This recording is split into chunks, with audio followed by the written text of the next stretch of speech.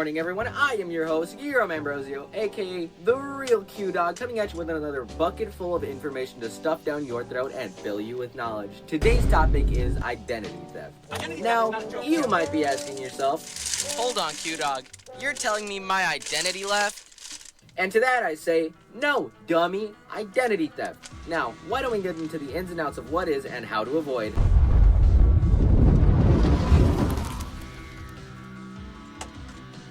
Identity theft is, say it with me, when someone steals your personal information and commits crimes like fraud. These kinds of identity stealers, as I like to call them, name nabbers, steal people's information in a variety of ways for a variety of uses. One example of this is if my friend John Thomas over here left his old phone at a dumpster without wiping the hard drive first, after which a crook finds it and takes the phone back to a secret lair to spend the money left on John's Apple Pay account that he forgot to sign out of. Sometimes, the evildoer doesn't need to leave his evil bunker to steal people's information. Internet thug hackers can wriggle their way into the hard drives of people and businesses by sending emails with virus links or files.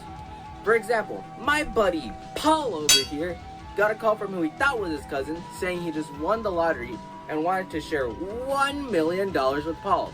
However, there was an issue at the bank, and Paul needed to send over his credit card information to a bank link Paul's cousin sent to him. He typed in his information and eagerly waited for the cash to flow in like milk.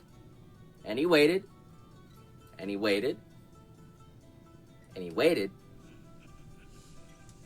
And then he decided to check his bank account and saw that he was $10,000 in debt. And upon checking his credit score, it was in the double digits. Yikes. So Paul did the only thing he could do.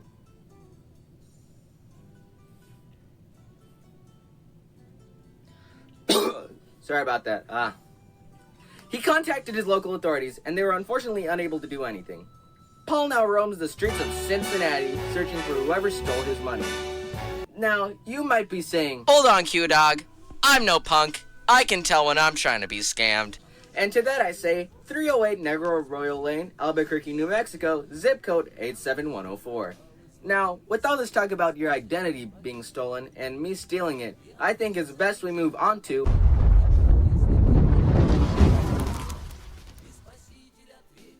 one way to prevent identity theft is not to sign into websites with personal information while using public Wi-Fi. This is because hackers could find your information using Wi-Fi.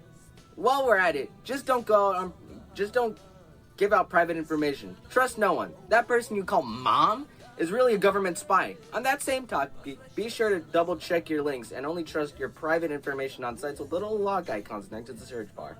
In conclusion, listen to what I said. Alright, I think that's a take.